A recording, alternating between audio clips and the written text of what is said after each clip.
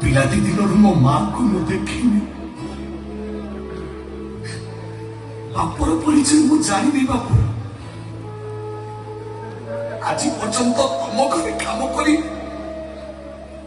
ଏ ପେଟ ଚାଖଣ୍ଡକ ପୋଷି ଆସିଛି।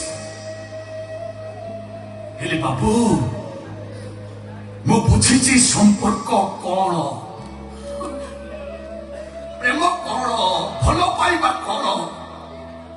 ଏ କାହ୍ନା ସବୁ ବୁଝିଛି ବାବୁ। ଆରେ ମୁଁ ତମ ପରି ବେଇମାନ ନୁହଁ ଯେ କି ଗୋଟେ ଝିଅର ସର୍ବନାଶ କରି ସାରିଲା ପରେ ତା ସବୁ କିଛି ଲୁଟି ନେଇ ସାରିଲା ପରେ ତାକୁ ମୁଁ ଅଧା ରାସ୍ତାରେ ଛାଡ଼ି ଦେଇ ଆସିବି। ଆରେ ମୁଁ ତମ ପରି ସ୍ୱାର୍ଥପର ନୁହଁ। କଣ କହିଲୁ? ମୁଁ ସ୍ୱାର୍ଥପର ବେଇମାନ ନୁହଁ। ଚାକର ଏଇ ମୋବାଇଲ କଥାବାର୍ତ୍ତା କରିବୁ